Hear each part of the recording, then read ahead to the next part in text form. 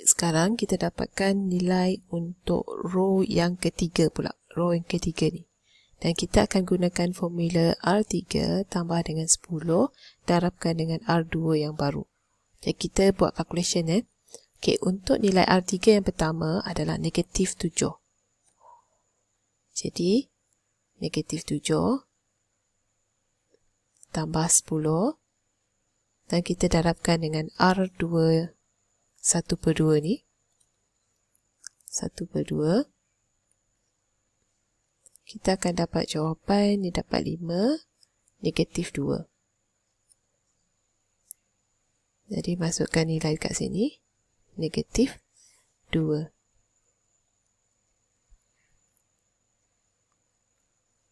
Kemudian, kita kira negatif 8.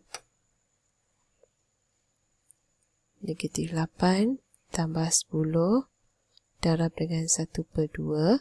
Kita akan dapat jawapan negatif 3. Masukkan sini nilai negatif 3. Kemudian negatif 10 pula. Negatif 10 tambah 10 darabkan dengan 1. Kita dapat kosong. Ini dapat 0. And then 0 tambah dengan 10 darabkan dengan 0. Kita dapat 0. 0. Kemudian 0 tambah 10 darabkan dengan 1/2. Kita akan dapat 5. Masukkan 5 sini. Kemudian 1 tambah 10 darab kosong 1. Dan last kali 0 tambah 10 darabkan dengan 400. Kita akan dapat 4000. Jadi letakkan 4000 di sini. Okey, itu adalah jawapan untuk row yang ketiga yang baru. Bila dah dapatkan satu jadual yang lengkap ini, maksud kita dah selesai satu proses iteration. Dan sekiranya kita nak cek jawapan kita dah dapat tak optimal solution, kita cek pada nilai objective function. Iaitu negatif 2, negatif 3 dan 0 dekat sini. Okey, nilai objective function dia masih ada nilai negatif. Jadi kalau masih ada nilai negatif, kita akan start dengan second iteration. Second iteration bermula dengan proses nak tentukan pivot column. Jadi untuk second iteration, kita tengok antara negatif 2, negatif 3 dan kosong, mana yang lebih kecil, minimum, iaitu negatif 3. Jadi, Y akan jadi pivot column. Ini akan jadi pivot column. Kita ulang balik proses yang tadi. Selagi kita tak dapat nombor positif. Okey, dah dapat pivot column, kita tentukan pivot row. Pivot row kita kena cari ratio. Okey, cari ratio 200 bahagikan dengan nilai pada pivot column iaitu 2. 200 kita bahagi 2, kita akan dapat 100. Kemudian 400 kita bahagikan dengan 1/2 ni. Kita bahagi 1/2, kita akan dapat 800. Okey, lagi sekali nak diingatkan ratio adalah untuk nilai constraint sahaja. Untuk objective function tak perlu cari. Kita perlu cari untuk nilai constraint sahaja untuk ratio. Dan sekiranya nilai ratio tu ada nilai negatif, jangan pilih nilai yang negatif. Kita hanya pilih nilai yang positif sahaja. Jadi di antara nilai 100 dan 800, nilai kedua-duanya positif. Jadi nilai yang paling kecil di antara keduanya adalah 100. Jadi kita akan pilih row yang pertama sebagai pivot row.